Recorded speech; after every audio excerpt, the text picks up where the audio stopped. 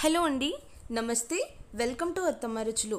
ఈ రోజుటి వీడియోలో నేను మీకు జ్వరం వచ్చినప్పుడు లేదా బాగా జలుబు చేసినప్పుడు చాలామందికి కూరలు ఏమీ లేనప్పుడు కారం కారంగా పుల్లగా తింటే నోటికి చాలా బాగుంటుంది అని చూస్తూ ఉంటారు.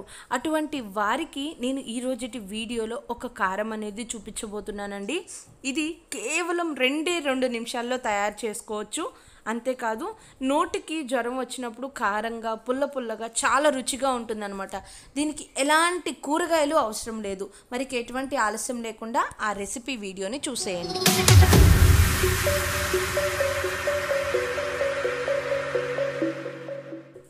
చూడండి, ఇక్కడ నేను 2 వెల్లుల్లిపాయలని తీసుకొని ఇలా రెబ్బలుగా విడతీసుకున్నాను. పైన పొట్టు ఏమీ క్లియర్గా తీయలేదండి.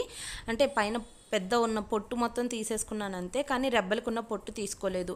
ఇలా ఒక రోల్ తీసుకుంటున్నానండి. నా దగ్గర ఈ రోల్ అవైలబుల్గా ఉంది.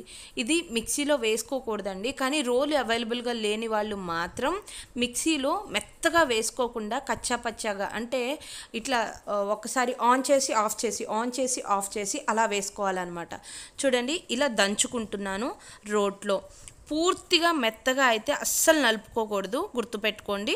చూడండి, ఇలా కచ్చా పచ్చాగా ఒక 40 to 50% నలగొట్టుకోవాలి. ఇలా నలిగిన తర్వాత నేను ఇక్కడ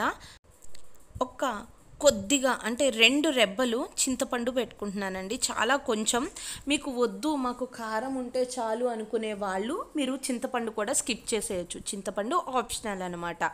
కానీ నాకు పుల్లగా కారంగా తినాలుంది కాబట్టి చింతపండు కూడా యాడ్ చేసుకొని ఇలా కచ్చాపచ్చాగా దంచుకుంటున్నాను.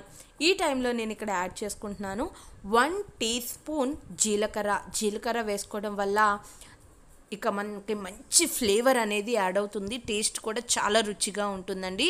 సో జీలకర్రని కూడా కచ్చాపచ్చాగానే దంచుకోవాలి, మెత్తగా పేస్ట్ చేసుకోకూడదు. చూడండి, ఇక్కడ నేను ఒక 2 టేబుల్ స్పూన్లు ఉప్పు యాడ్ చేసుకుంటున్నాను. చూసారు కదా. అలానే నేను పచ్చి కారాన్ని యాడ్ చేసుకుంటున్నానండి. అది కూడా నేను 3 టేబుల్ స్పూన్లు యాడ్ చేసుకుంటున్నాను. నేను ఫస్ట్ అయితే ఉప్పు మీకు 2 టేబుల్ స్పూన్లు అని చెప్పేశాను కదా అండి.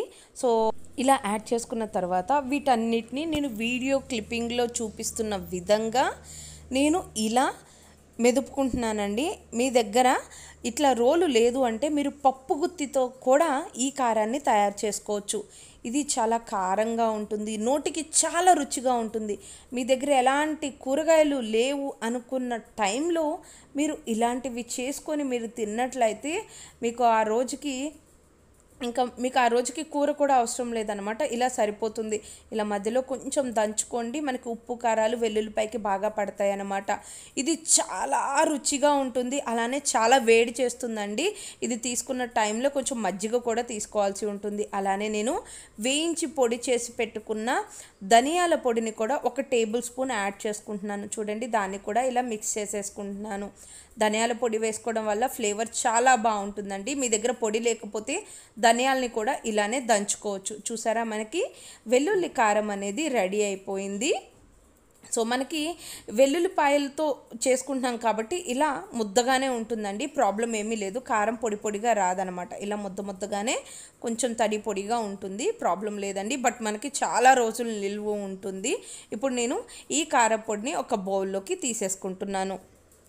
ఎంత సింపుల్ అండి. కేవలం 2 నిమిషాల్లో మీ దగ్గర రోల్ లేకపోయినా సరే పప్పు గుత్తితో కూడా మీరు ఈ కారపొడిని చేసేసుకోవచ్చు అనమాట. అలానే మీరు ఇది వేడి అన్నంలో కానీ చల్లన్నంలో కానీ తిన్నా బాగుంటుంది. నేను కొంచెం వేడి అన్నంలో ఈ కారం వేసుకొని కొద్దిగా నూనె వేసుకుంటున్నానండి. నెయ్యి కూడా కాదు, మీరు ఏ నూనె అయినా వేసుకోండి, చాలా రుచిగా ఉంటుందన్నమాట.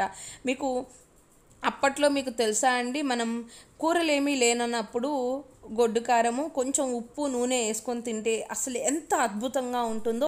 ఇది కూడా అంతే రుచిగా ఉంటుందండి. చూడండి, నేనైతే ఇలా కలిపేసుకొని అసలు నేను ఇలా కలుపుతుంటుంటేనే నోట్లో నీళ్ళు ఊరిపోతున్నాయండి.